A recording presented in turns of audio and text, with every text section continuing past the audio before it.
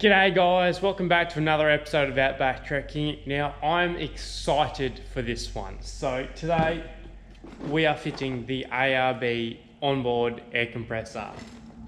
Righto, so as you saw in the intro, we're going to be installing the air compressor today from ARB. It is the onboard air compressor, the single one. Now I've got to install this so I can run my lockers. Now, that's why I'm excited about this, because once we put this in, our lockers should be fully operatable.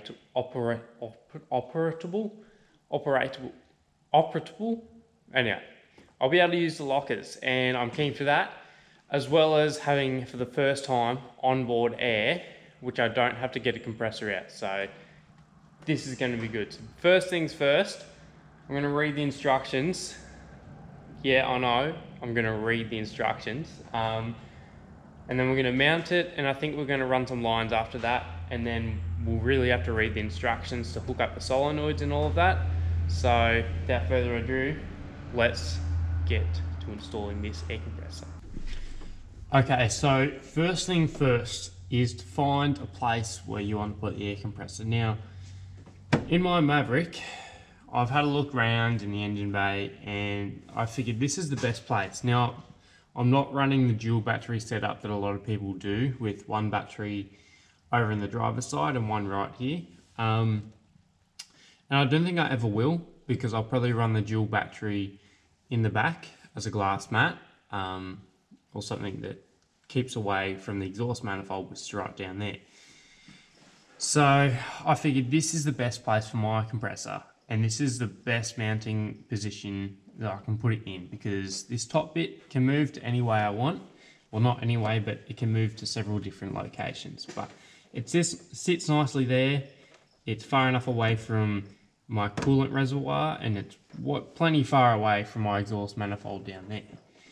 Now, first things first is to drill some holes in the inner guard here. So I have put my compressor here where it looks the best, and I've put that little plate that they give you to mount on the other side under this. So if we lift this up, well, it moved a little bit, but theoretically that's where my compressor is going to be. It'll be straightened up a little bit.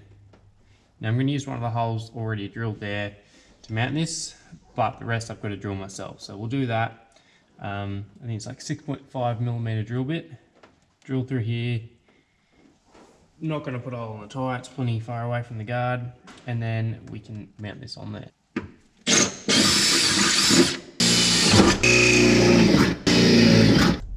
So in the kit you get some normal bolts, and you get some of these bolts with the, I think you can call them carriage bolts, with the square head. I'm going to use them so they don't spin around in my thing, and I can bolt it down easier, so we'll do this.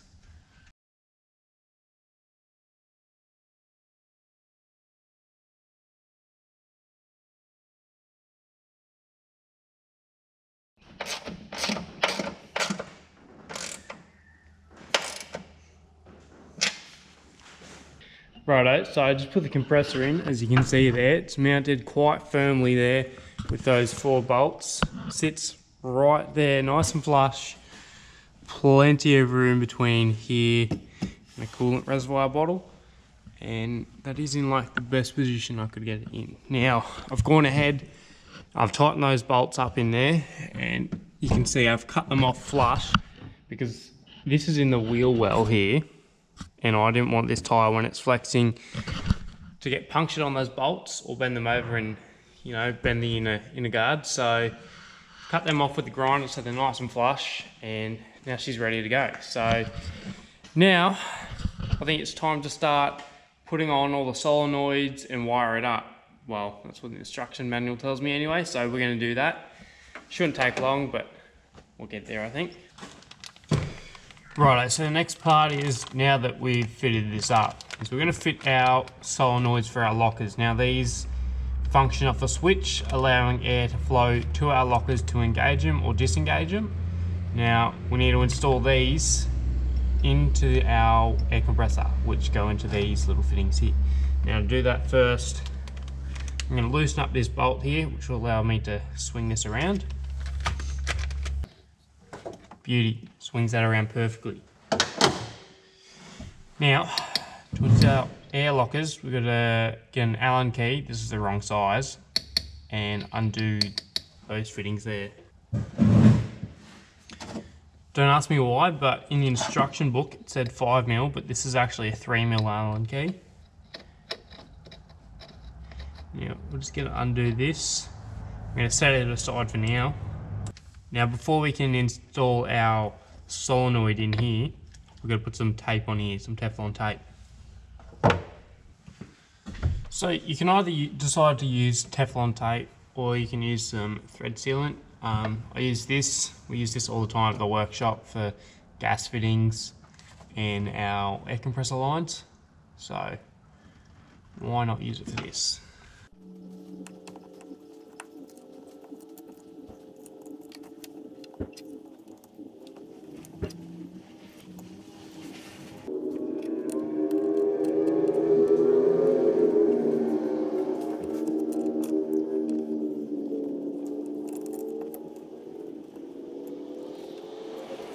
Righto, so now our solenoids are put on.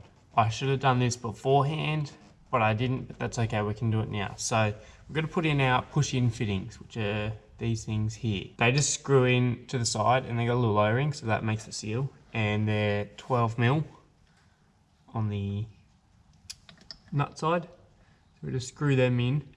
Okay, so now both our solenoids are mounted. It is time to mount this pressure switch in, which tells the air compressor to switch off when it's reached a certain pressure.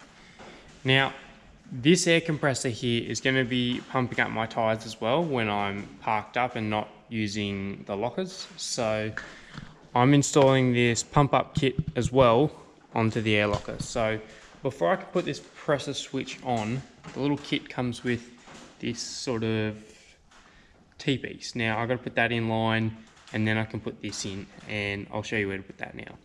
To put this in, and our pump up kit, we need to put this in here. So first of all, take out our little plug here.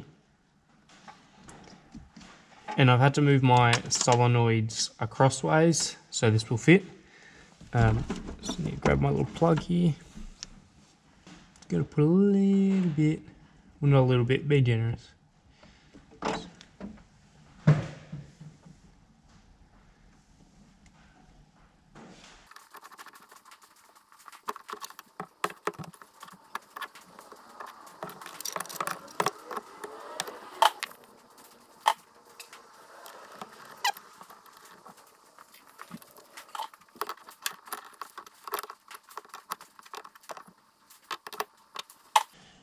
Righto, that's on tight, that's on tight. I can put my pump up kit in here.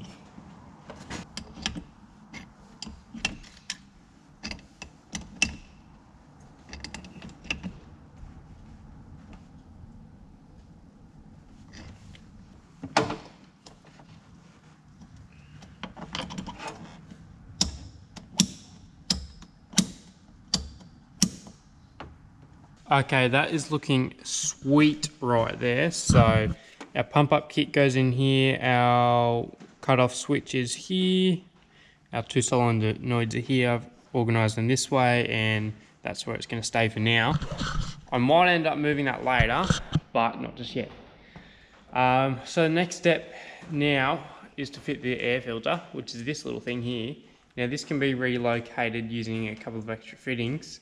I don't have those fittings today, so I'm just going to temporarily put this air filter on because I don't want to, you know, break the air compressor.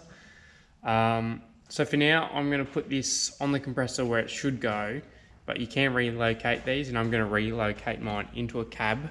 A mate of mine told me to do that because there's less dust inside the cab rather than outside when you're traveling on the dirt road.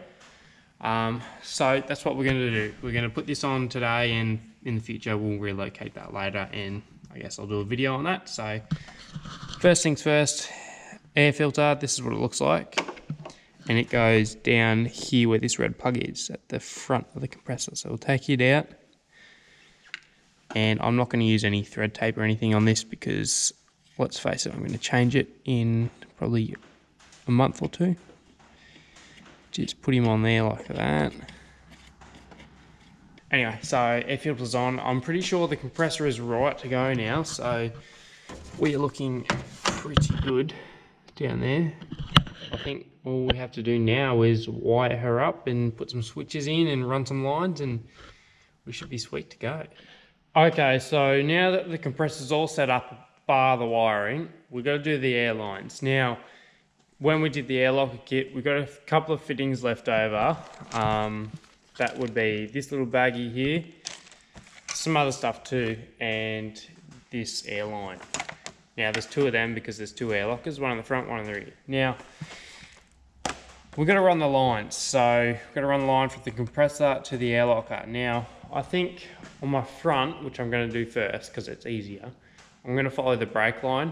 So I think I'm going to come down from up here, which is my diff breather.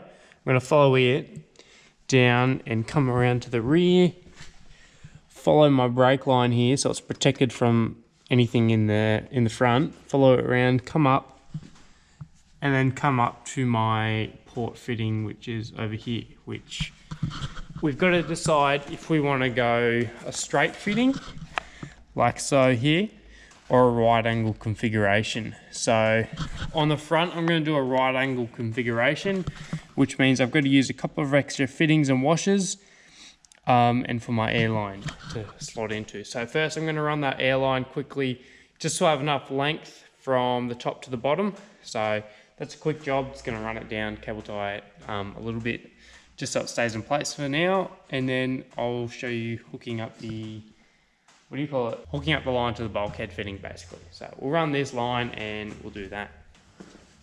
Okay, so now we've got to hook up our line to our port there. So I've got my instructions here because otherwise I will forget how to hook this up. So first things first. Okay, so first, now you notice I left plenty of line here. Put this bit on.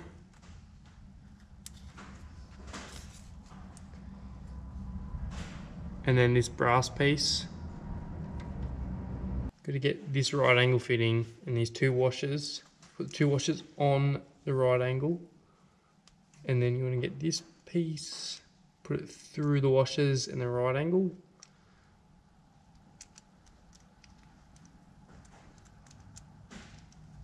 Like so. Thread him in there.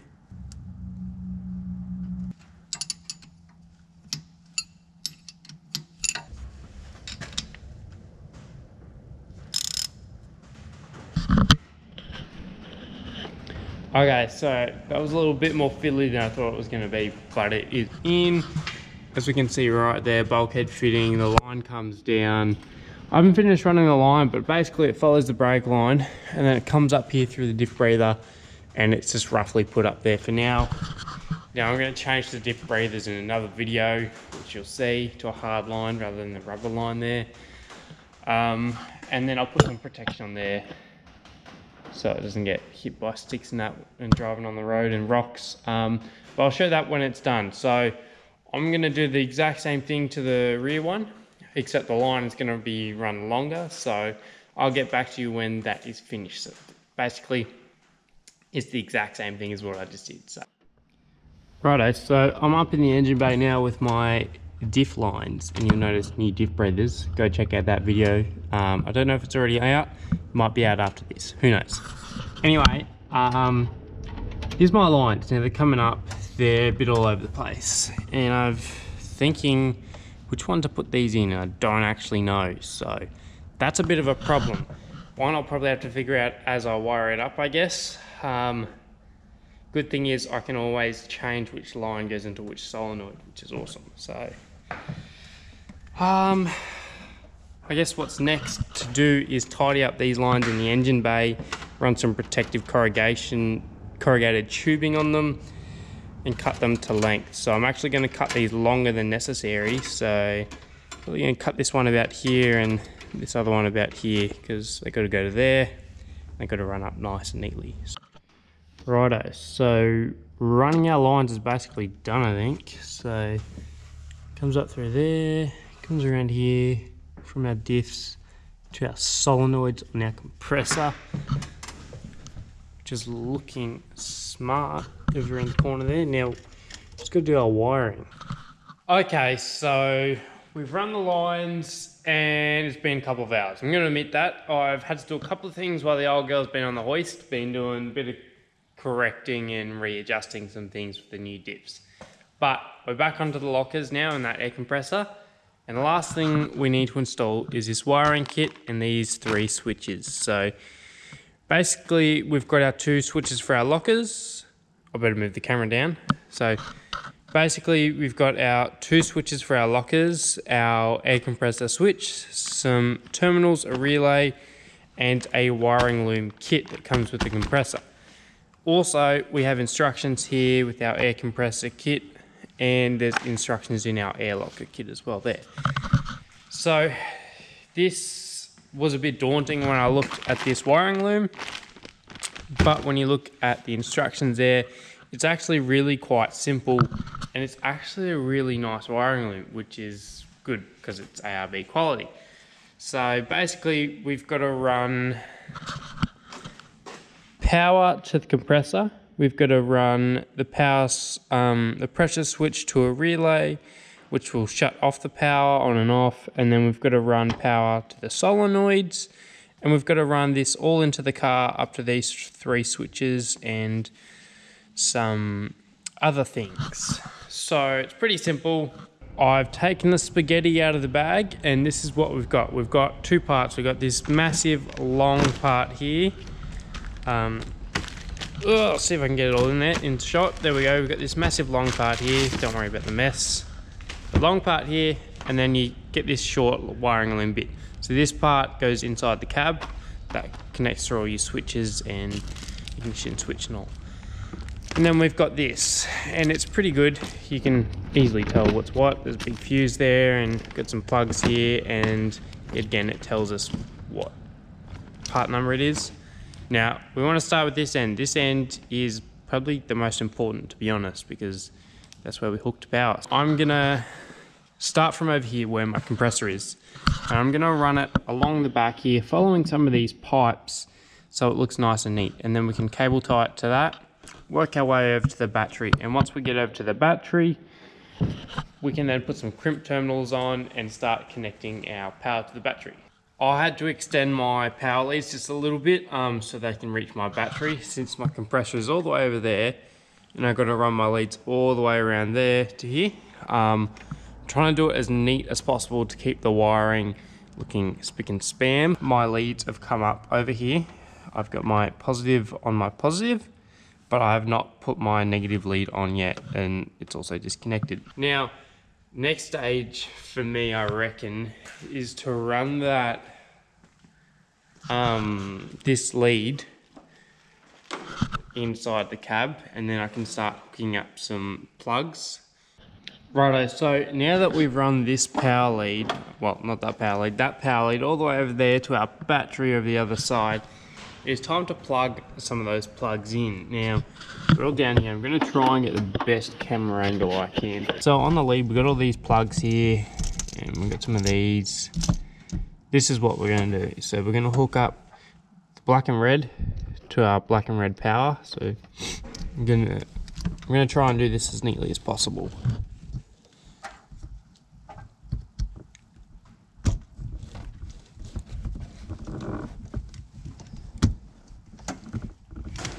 Got him. Now, we need to hook up our solenoid plugs to these plugs here.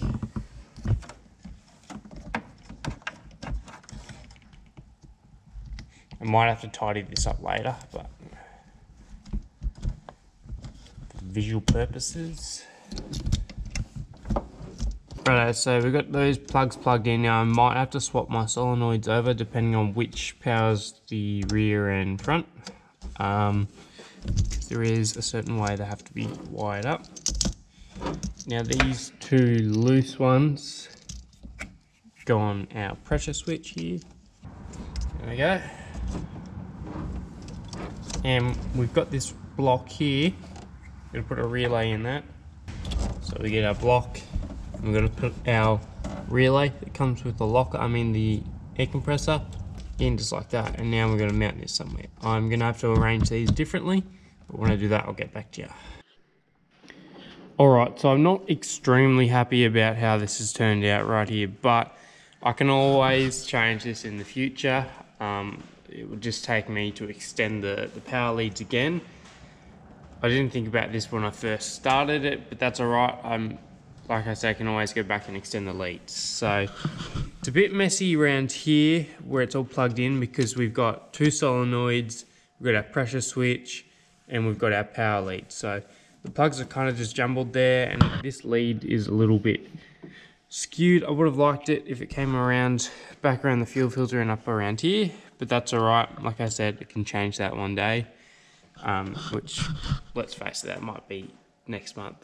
So anyway, I've located the relay in a really nice place. It's wrapped around here and bolted it into one of the factory bolt holes down there, just below where the factory diff breather used to go into.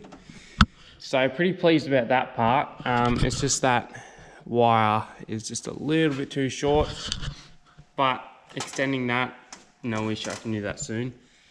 Right, so the next thing to do would be to run our switch wires into our cab. Okay, so I know the lighting's pretty bad here. That's because it's all set up in there. But we've run that wire around nice and neat and in through that hole, like I said, near the aircon drain. If we come in here, the lighting is horrible because I don't have proper lighting. I've got like some torches and stuff, but it will do for what I'm doing and what I'm showing you guys. So I've come under the floor, come up, and I've taken a little center console out. And we've just come up through here past the radio, and we have our little terminals here. Now you'll notice this doesn't have a plug on it, but there was a plug connected right here. So that plug, where is it? I lost the plug. So that plug is here. Now the reason they don't put that on is so you can actually get it through the firewall into the cabin like we have here. So we've got to put this plug onto these terminals. Now basically we want to get the plug that plugs into it, which is here, and the way I would do it is we plug this into here, and we just connect the same coloured wires up to the coloured wires on here. So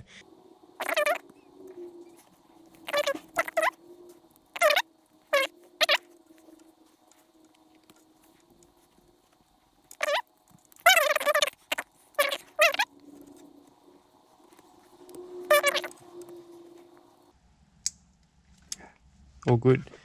So then that should plug in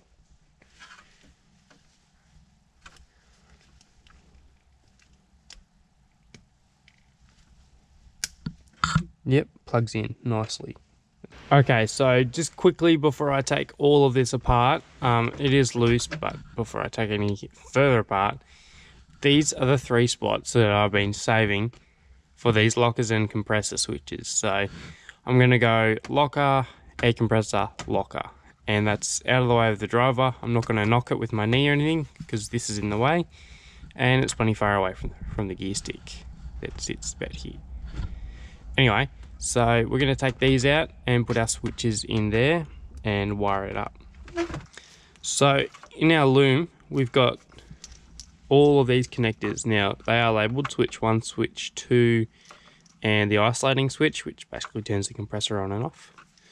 So we are going to thread these through the holes, which we want the switches to be in, and then we can start putting the switches together. Righto, so poke these through here. So I got switch 1, isolating switch, and switch 2, all in their 3 separate locations. I'm not sure which switches are for what.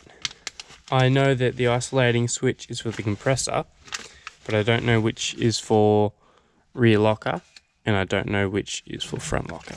We'll figure that out, and I can always change the switches over. So in our instructions, there's our switches there.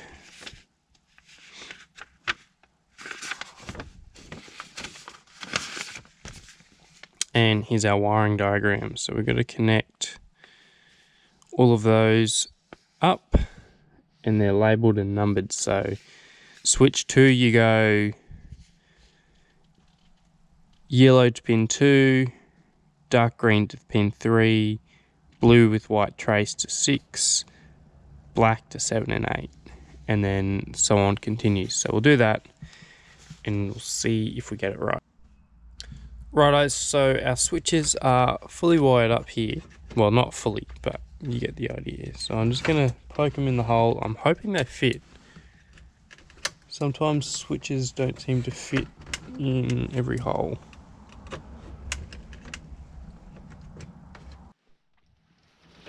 Okay, so while this is still down, we're going to go in here and grab our plug, and we're going to plug it in with the big lead that came in from the compressor. I'm going to plug him in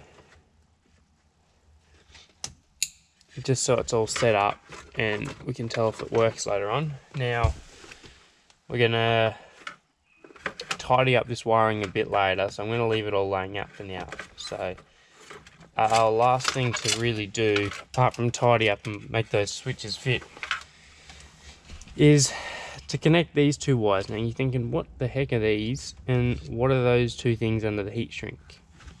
Well, these are diodes, and a diode is basically a little thing that only lets electricity flow one way. So these, I believe, are only letting electricity flow this way. So we have to connect these to power. Now in the instructions it says here that the red and yellow, not that one, this one goes to ignition power. So when you turn the key on, you've got power. So go find the wire for that. And blue and white is to dash illumination power. So when you flick on the tail lights, that should have power to it. So we need to find all those wires. So this next step with the blue and the red wire is probably the hardest part of the wiring, I should say, because I can't speak. So basically you're going to need either a test light or a multimeter, and for whichever one it is, you want to find power from when you turn the key on to accessories and on, and you want to find power from when you turn the park lights on for the dash lights. Righto, so I'm back here and I have finished. So the blue wire which goes off the dash lights is soldered into this pink with black trace that comes off the switch here, and then the ignition switch is wired in, so when it gets power on the blue with red trace, connects to this red wire with yellow trace here. So I soldered them in. I didn't cut the wire in half or anything. I just stripped it back, wrapped this wire around and soldered it on.